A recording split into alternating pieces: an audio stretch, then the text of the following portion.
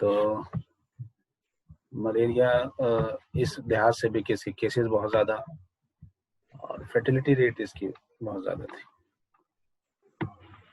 दूसरे अभी भी बहुत सारे एरियाज हैं बिहार में, खास कर आपके जहाँ हम लोग रह रहे हैं, जहाँ पे आप देखिएगा कि मलेरिया के रेट्स बहुत ज़्यादा है। आज हम लोग मलेरिया की बात करेंगे। मलेरिया जब पढ़ेंगे तो उसमें बहुत सारी चीज़ें आएंगी कि milestone of malaria control activities क्या है, मलेरिया के जो लेटेस्ट ट्रेंड्स क्या है, डेथ्स क्या है, and what are the organisations, मतलब कि छोटी छोटी ऑर्गेनाइजेशन जो बनी वो कौन कौन सी है और टाइम टाइम से कौन कौन चीज़ इसको सपोर्ट कर रही है इसके प्रोग्राम में। नेशनल ड्रग पॉलिसी 2013 में आई।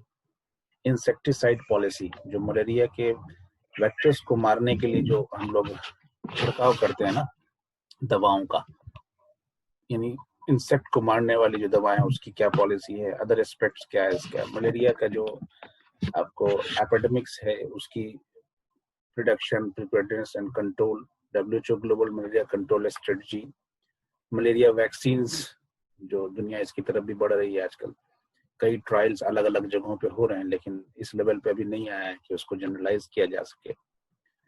National framework for malaria elimination in India, ये जो लेटेस्ट है 2016 में जो आया है, सबसे ज्यादा डिटेल में हम इसी को पढ़ेंगे। बाकी इससे पहले जो मलेरिया को लेके और भी सारी चीजें आई हैं वो पढ़ लेंगे।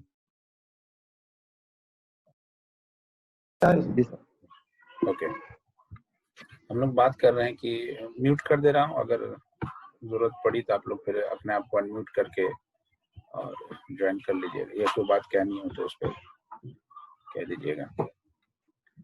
मलेरिया के माइलस्टोन की हम लोग बात कर रहे थे कि मलेरिया के जो प्रोग्राम अब तक लॉन्च हुए इंडिया में उसमें क्या क्या बड़ी चीज़ें हुई है। अब तक के हिसाब से अब देखेंगे अगर इस हिस्ट्री को तो बहुत एक लंबा सफ़र है इसका मलेरिया के मामले में। सबसे पहले जो 1953 में जो पहला पंचवर्षीय जो कहते हैं योजना होती है, तो पंचवर्षीय योजना में डिसाइड किया गया 1953 में, फर्स्ट 5 ईयर प्लान बोलते हैं उसको आज़ाद भारत का। तो उसमें ये डिसाइड किया गया कि मलेरिया को काउंटर करने के लिए, मलेरिया के केस बहुत ज़्यादा थे, 75 मिलियन से अब थे 1952 में। तो 1953 में डिसाइड किया गया कि कोई बड़ी स्ट्रेटजी लॉन्च की जाए इसको लेते हुए, ठीक है। और तब फिर वो 1953 में नेशनल मलेरिया कंट्रोल प्रोग्राम लाया गया। उस प्रोग्राम के आने के बाद, उसके जो इम्प्लीमेंटेशन के बाद जो रेट था बहुत ज़्यादा रिड्यूस कर गया मलेरिया का, ठीक है।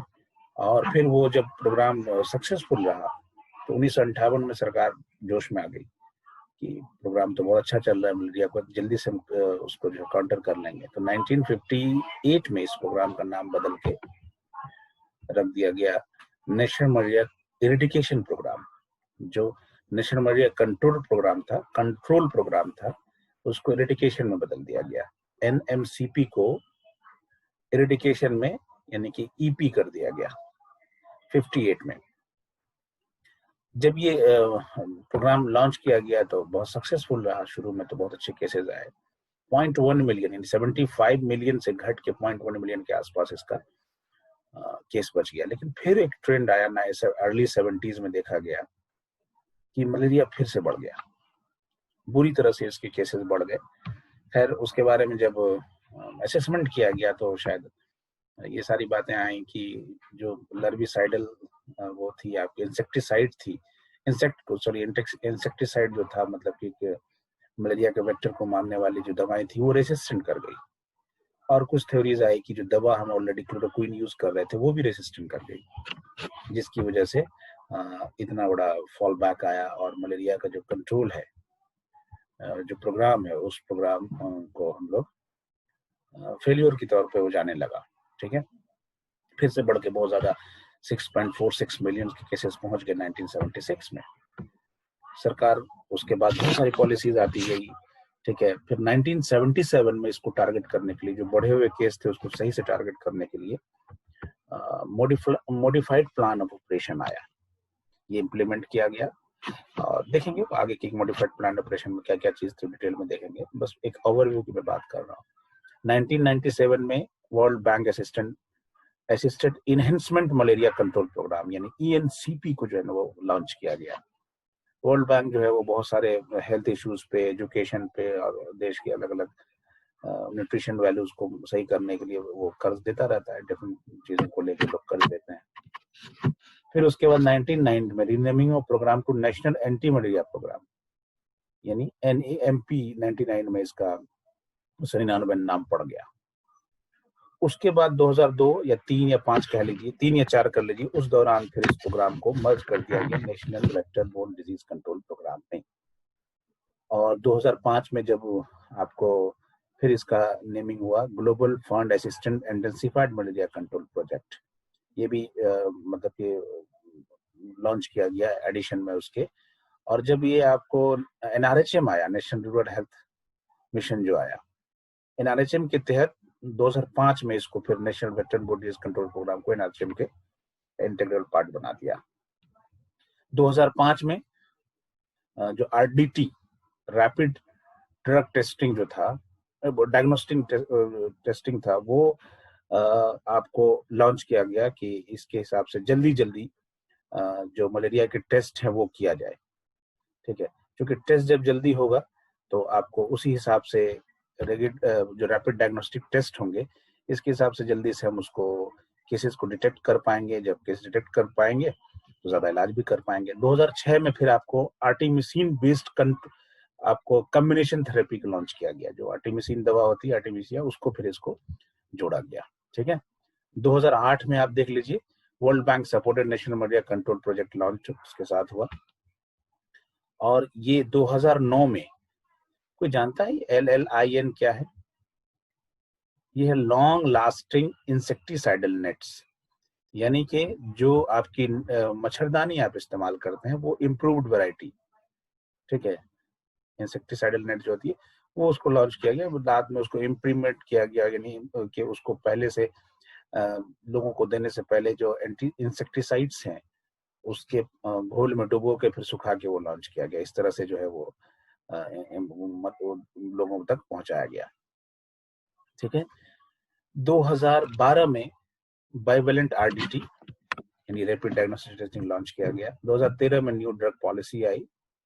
और जो लेटेस्ट है जिसको हम लोग पढ़ेंगे सबसे डिटेल में, अभी पीछे भी हमने इसकी बात करी, वो चीज है national framework for malaria elimination in India launch. 2016 में ये फ्रेमवर्क जब लॉन्च हुआ, इस फ्रेमवर्क के तहत, ठीक है, आपको मलेरिया का जो अभी लेटेस्ट प्रोग्राम है उसको पढ़ना है। उसी तरह से 2008 में आपने देख लिया वो ये आपको 16 में लॉन्च हुआ। 17 में फिर एक चीज आई, इसकी strategies I, national strategic plan for malaria elimination in India 2017-2022 launched. 17 में एक नई चीज लॉन्च हुई आपको। ठीक है, तो ये सारी चीजें आपको अंदर जब पढ़िएगा तो पढ़ेंगे, लेकिन उससे पहले आप ये एक ग्राफ देखिए। इस ग्राफ में देखिए जो नीचे जो है एयर आपको दिखा रहा है 2001 से लेकर 2019 तक का डाटा दिखाया जा रहा है, और जो इधर है लेफ्ट साइड राइट साइड दोनों पैरामीटर्स देख रहे हैं, उसमें कुछ कोडेड थिंग्स लिखी हुई है। जैसे API लिखा हुआ है, इसका मतलब होता है एनुअल पैरासाइट इंडेक्स, यानी कि साल में पैरासाइट जो है, जो मलेरिया पैरासाइट है वो कितना है। इसी तरह आपको लिखा हुआ है SPR, ये स्लाइड पॉजिटिव रेट, मतलब जो मलेरिया एंडेमिक एरिया में या जहाँ पे भी एक्टिविटी सर्वेलेंस चल रहा है वहाँ पे जो उनका ब्लड लेते हैं और स्लाइड तैयार करते हैं और फिर उसको लैब टेस्टिंग करते हैं। तो जरूरी नहीं है कि वो सारे टेस्ट आपको पॉजिटिव ही हो। आपने तो सर्वेलेंस में उठा के जनरल पॉपुलेशन से ले लिया, तो मान लिया 100 लोगों का लिया तो उसमें कितना पॉजिटिव हो गया तो रेट हो गया, पर 100 इतना हो गया तो पर 100 जो चीज कहिएगा तो रेट में आ जाएगा। तो स्लाइड पॉजिटिव रेट हो गया। और SFR हुआ स्लाइड फेल्सिपेरम रेट। फेल्सिपेरम है, मलेरी है, वाइवेक्स है, ओवेल है, लेकिन उसमें फेल्सिपेरम जो है वो पूरे स्लाइड में से सिर्फ फेल्सिपेरम का कितना आ गया तो वो हो गया स्लाइड फेल्सिपेरम रेट। ठीक है, इसलिए कि सबसे ज्यादा टेंशन देने वाला जो मलेरिया की जो टाइप है वो फेल्सिपेरम है। इसी में आपको गर्दन ऐंठने लगती है, उसको ब्रेन में मलेरिया का इन्फेक्शन चला जाता है, तो ये सबसे खतरनाक वाला है। ठीक है, इससे डेथ रेट भी ज्यादा है। और राइट साइड में हम देखिएगा ABER है, ये एनुअल ब्लड एग्जामिनेशन रेट है, एनुअल ब्लड एग्जामिनेशन रेट। तो आप लेफ्ट साइड देखिए कि ये 2001 में कितना था। 2001 में अगर आप देखिएगा तो ये पैरामीटर्स बढ़े हुए थे। और एक जो आपको देखिएगा ये वाला है ABER है, ये बहुत कम था। एनुअल ब्लड एग्जामिनेशन रेट हम लोग कम कर ही पाते थे, बहुत कम ब्लड एग्जामिनेशन कर पाते थे, लेकिन यहाँ आप देखिए 2019 में ये कितना बढ़ के ऊपर। तो जितना टेस्टिंग करेंगे आप, यही चीज हम लोग कोरोना में देख रहे हैं ना, कोरोना का जो इन्फेक्शन आ रहा है, कि जिस जिस देश ने, जिस जिस स्टेट ने, जिस जिस हेल्थ मतलब कि आपको सेटिंग्स ने जहां भी आपको एग्जामिनेशन रेट बढ़ा दिया, इन टेस्टिंग रेट्स बढ़ा दिया, वहां देखिए केस तो बढ़े हैं मलेरिया के, तो लगा लोगों को बुरा कि केस बढ़ रहा है, लेकिन इससे एक फायदा ये हुआ कि कंट्रोल मेजर बहुत अच्छे से कर पाए हम लोग। ठीक है, तो ये 2001 से 2019 तक देखिएगा सारे रेट्स घटे हैं सिवाय ABER के। ये रेट बढ़ने ही चाहिए थे, क्योंकि जितना टेस्टिंग रेट आपका बढ़ता चला जाएगा उतना आपको फायदा। टेस्टिंग रेट्स बढ़ा है, लेकिन उसमें जो है पैरासाइट इंडेक्स भी घट गया, इसमें आपको जो फेल्सिपेरम की रेट भी घट गई, पॉजिटिव केसेस भी घटते चले गए। तो ये हमारा बड़ा फायदा हुआ इससे कि ये सब रेट घटते चले गए। अगर दूसरी स्लाइड इसके बाद आप देखेंगे, trend of malaria cases and death 2001 से 2017 तक, यानी किस तरह से लोग आपको मरते चले गए मलेरिया की वजह से और फेल्सिपेरम की वजह से। खासकर फेल्सिपेरम बहुत खतरनाक है अपने यहाँ, उसको आप रेट देखिए। 2001 लेफ्ट साइड में है और इधर लास्ट में 2017 के सितंबर तक का केस है। ये थोड़ा सा 5 से लेके ये 6 तक पीक पे गया था, बढ़ा था बहुत ज्यादा, लेकिन फिर घट के 16 में कम आ गया, बहुत कम आ गया। डेथ रेट बहुत घटे हैं इधर। जो लेटेस्ट टेक्नोलॉजीज और प्रोग्राम्स का जो इनकॉर्पोरेशन सही से हो रहा है, ये एक अच्छी मतलब की बात है मलेरिया को लेके, जिसकी वजह से हम लोग कह पा रहे हैं कि अब कंट्रोल के में, अब जो लेटेस्ट ग्लोबल प्लान चल रहा है, national framework in malaria elimination in India 2016 से 2030 का जो रखा गया है उसका मामला, इसमें हम ज्यादातर 90% से अब केसेस को हम रिड्यूस कर लेंगे पूरी दुनिया में, तो वो इफेक्टिव इसको देख के लगाया जा सकता है। हम बात करेंगे इंडिविजुअल कंपोनेंट की, जो सबसे पहले नेशनल मलेरिया कंट्रोल प्रोग्राम 1953 में लॉन्च हुआ था। उस प्रोग्राम में क्या क्या एलिमेंट्स थे, क्या क्या उसके हाइलाइट्स थे, उस पर बात करेंगे। क्योंकि अभी आपके सिलेबस में देखिए जो बुक आई है पाक की, उसमें तो ये सब चीजों को हटा दिया गया है। सीधे आपको जो आपको लास्ट में बताया कि national framework of malaria elimination, वहीं तक बात की, इन लोगों को थोड़ा सा इंट्रोडक्टरी करके बात कर दिया गया है, लेकिन चूंकि आपके सिलेबस से नहीं हटाया गया तो ये पढ़ना बहुत जरूरी है।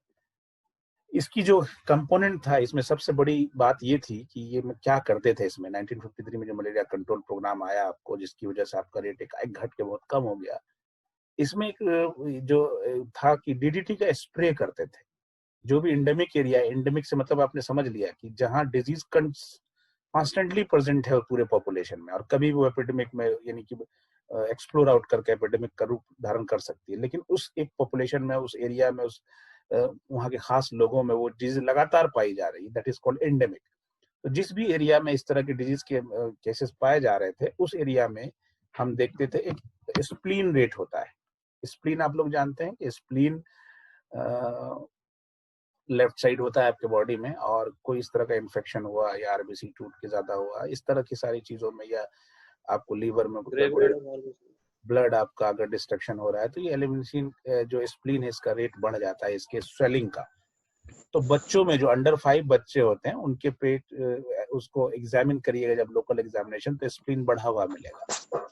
तो ये इसका रखा गया कि उस एरिया में जहां बच्चों के अंदर 10% से ज्यादा बच्चों के अंदर स्प्लीन अगर इनलार्ज है, तो वहां पे हम DDT का स्प्रे करेंगे। अच्छा, ये फिर बड़ों में स्प्लीन का हम नहीं कर सकते थे, इसलिए कि जब बड़े हो गए, अब एडोलेसेंट हो गए, तो उसमें और भी बहुत सारे काउज हैं जिसकी वजह से आपके स्प्लीन आपका बढ़ सकता है। लेकिन बच्चों में ये स्पेसिफिक था कि ये मलेरिया के एंडेमिक एरिया में, कि मलेरिया की वजह से ये स्प्लीन बढ़ा है। एक तो ये मतलब कि कंपोनेंट ये था, इसका वजह थी जिसकी वजह से DDT छिड़काव कहाँ करेंगे, वहां जहां 10 एंडेमिक एरिया में जहां 10% ज्यादा बच्चों के स्प्लीन बढ़े हुए हों, और इसका वो जो क्वांटिटी होगा 1 gram per square metre of surface area, जो मतलब कि जो छिड़काव करेंगे उसके जो रेट पता होना चाहिए कि आपको कितना छिड़काव करना है। तो 1 gram per square metre of surface area में आपको करना था, और साल में 2 स्प्रे करने थे उस हर एरिया में, घरों में, घर के आसपास, और जहाँ पे भी ऐसी जगह है जहाँ पे इंसेक्ट आपके ये पाए जा सकते हैं वेक्टर्स, तो वहाँ पे इसका इस्तेमाल करते हैं। इसके कंपोनेंट क्या क्या थे? ये तो स्प्रे था, मतलब वेक्टर कंट्रोल था। दूसरे जो ओवरऑल कंपोनेंट थे इसमें, जिसको टारगेट मतलब कि इम्प्लीमेंट करके आपको इसको इतना ज्यादा रेट को रिड्यूस किया गया था, उसमें कंप्लीट था early diagnosis and prompt treatment. मतलब मलेरिया के केसेस का जितना जल्दी हम डायग्नोसिस कर पाएंगे उतनी जल्दी ही उसका ट्रीटमेंट भी कर पाएंगे। तो ये कंपोनेंट था कि कोशिश करें कि जल्दी से जल्दी उसके डायग्नोसिस को हम लोग एश्योर करें, जिसमें डायग्नोसिस का तरीका ये था कि जो भी सेंटर्स गवर्नमेंट्स के थे और या फिर मल्टीपर्पस वर्कर्स को अगर को लगाया गया था, हेल्थ वर्कर्स को, कि उसके जो है वो लेना है ब्लड का सैंपल लेके स्लाइड तैयार करना है, फिर उसको लेबोरेटरी जांच करनी है। तो जैसे पता चला उसके बाद उस वक्त एस्टेब्लिश ट्रीटमेंट था क्लोरोक्विन, तो उसको जल्दी से उसको ट्रीटमेंट देना था। इसकी वजह से केस कंट्रोल आया। सेलेक्टिव वेक्टर कंट्रोल, मतलब कि जो वेक्टर कंट्रोल है उसमें सिर्फ और सिर्फ देखिएगा कि स्प्रे से ही काम नहीं चलना है, उसमें नेट्स का भी इस्तेमाल करना है, बायो लार्विसाइड्स वगैरह जो होती हैं मछलियों का छोड़ देना पानी में, उसका भी इस्तेमाल करना है। और दूसरी सबसे बड़ी थी innovative eco friendly methods. Innovative eco friendly method इसमें कि ज्यादा अगर आप डीडीटी का या इस सब का इंसेक्टिसाइड का स्प्रे करेंगे तो रिटर्न में आपको खतरा होगा। पानी में देंगे तो वहां दिक्कत हो सकती है, खाने में किसी भी चीजों में पड़ गया या दाना अनाज में, तो फिर वो एब्जॉर्ब होकर आपके डाइजेस्टिव सिस्टम में जाना है, जो आपके बाद में आपके लिए खतरनाक हो सकता है। ठीक है, तो उसमें क्या था कि जो मॉस्किटो नेट्स जो आप इस्तेमाल करते हैं वो मेडिकेटेड हो, मतलब कि जो मॉस्किटो नेट्स उस एरिया में सप्लाई होती थी उसमें पहले से उसको इंसेक्टिसाइड्स में डुबो के और उसको सुखा के यूज करती थी। जो गंबूजिया फिश आती है आप लोग जो, जिसको मछली को शायद हम लोग गरई या चेना बोलते हैं गांव में अपने एरिया में, वो जो है वो इसके लार्वा को खा जाती। ठीक है, तो उसको ऐसे पानी में छोड़ दिया। अगर शहर में है तो ऐसे तालाब में, जो पॉन्ड हमने तैयार कर रखा है घर के आसपास, या फिर पानी इकट्ठा कर रखा है गमलों में, या फिर छोटे छोटे हमने स्विमिंग पूल्स वगैरह बना लिए हैं, तो उसमें इसको आप छोड़ सकते थे जहां भी लगे कि पानी स्टैग्नेंट हो रहा है उन चीजों में। ठीक है, तीसरे क्या था, pandemic planning and rapid response including inter sectoral coordination. आपको इसके लिए हमेशा तैयार होना है कि या तो एपिडेमिक या पेंडेमिक अगर इसका आता है तो इसको हम किस तरह रिस्पॉन्स ले सके, प्रिपेयर्डनेस आपकी होनी चाहिए। तो ये प्रिपेयर्डनेस तैयार थी, और जितने इदारे थे इसको लेके, जैसे जनरल हेल्थ हुआ, मलेरिया के अलग ऑफिस हो गए, वेक्टर डिजीज कंट्रोल प्रोग्राम्स तक नहीं आया था, मतलब दूसरे जो और भी इंसेक्टिसाइड्स या फिर या वेक्टर बॉन्ड्स डिजीज के लिए अलग अलग प्रोग्राम्स थे, फलेरिया का था, इसका था और कालाजार का था, इनके आपस में कोऑर्डिनेशन होने चाहिए ताकि वेक्टर्स को, डिजीज को अच्छे से हम उसको कंट्रोल कर पाए। And the last is institutional and human resource development. ये बहुत जरूरी है कि आप किसी भी प्रोग्राम के लिए, कि आपने प्रोग्राम लॉन्च कर दिया और आपके पास आपकी स्ट्रेंथ ही नहीं है, मतलब ये कि प्रोग्राम जब भी आप लॉन्च कर रहे होते हैं तो आपकी प्लानिंग को इम्प्लीमेंट करने के लिए आपके पास स्ट्रेंथ ऐसी होनी चाहिए जो उसको करके ले जाए। स्ट्रेंथ क्या है? आपके इंस्टीट्यूट्स होने चाहिए, और बड़े इंस्टीट्यूट, रिसर्च इंस्टीट्यूट्स, उसके बाद आपके हॉस्पिटल्स, आपके पीएचसी, सीएचसी, लोगों तक रीच आउट होने वाले इंस्टीट्यूट, जहाँ इंस्टीट्यूट भी उन तक आसान से पहुंच सके, और उनसे जो चीजें हमको लेनी है मलेरिया रिलेटेड, जैसे उनके ब्लड के सैंपल्स लेने हैं, उन तक दवा पहुंचानी है, इनके आपको इतना ज्यादा स्टाफ हो जो उसको इम्प्लीमेंट कर सके और इन चीजों को आसानी से आपको कैरी ऑन कर सके। और उसके साथ वो जो लोग वहां पे काम कर रहे हैं उसकी ट्रेनिंग हो, रिगरस ट्रेनिंग हो, ताकि वो पता चले कि कैसे हैंडल करना है। स्लाइड लेना है तो सबसे पहले स्लाइड को पहुंचा देना है, स्लाइड को पूरे सफर में कैसे मेंटेन करना है, गांव से उठाया पीएससी तक ले जाना है। ऐसा नहीं कि आपने ओपन धूप में रख दिया, इस तरह से सूख जाए या दूसरी चीजों में मिक्सअप कर दिया। रीओरिएंटेशन प्रोग्राम्स होने चाहिए। और जो एक बेहतरीन कंपोनेंट होता है किसी भी प्रोग्राम को एस्टैब्लिश करने में, उस प्रोग्राम को चलाने में, होता है इंफॉर्मेशन, एजुकेशन एंड कम्युनिकेशन। उससे रिलेटेड लेटेस्ट इंफॉर्मेशन आपस में जो स्टाफ हैं, जो मेडिकल स्टाफ हैं, उसको शेयर होना चाहिए। उस इंफॉर्मेशन के बेसिस पे हम लोग को, आम लोगों को जो मलेरिया एंडेमिक एरिया में या मलेरिया से इन्वर्टेबल डिजीज हो सकती है, उनको एजुकेट करना है और कम्युनिकेट करना है उन तक चीजों को, और उनमें होने वाली बीमारियों को ऊपर हेल्थ सेक्टर तक कम्युनिकेट। टू वे मेथड्स होता है, डिपेंड करता है कि आपकी एजुकेशन लेवल कैसी है, उस प्रोग्राम को लेके, उस डिजीज को लेके आपकी कैसी सोच है या कैसी आपकी जानकारी है, उस पर डिपेंड करता है। ये किसी भी प्रोग्राम को सही तरीके से आपको चलाने के लिए आईईसी बहुत इंपॉर्टेंट होता है। ठीक है, आप देखिएगा कि जब ये प्रोग्राम लॉन्च हुआ तो 1953 में से पहले यानी 92 के आसपास 75 मिलियन केसेस थे। 10 लाख इंटू 75 आप इसको गुना कर दीजिए। और जब ये प्रोग्राम चला आपको तो सिर्फ और सिर्फ 5 साल में जो केसेस थे 80% घट गए। मतलब ये प्रोग्राम जो केस था लोगों का 75 मिलियन वो घट के 2 मिलियन तक आ गया। तो ये एक ग्रेट सक्सेस था नेशनल मलेरिया कंट्रोल प्रोग्राम का। इसकी वजह से जो मलेरिया बर्डन था अच्छा खासा हम लोग इसको कंट्रोल कर पाए। आज यहीं तक, और लास्ट का 5 मिनट जो हम लोग आज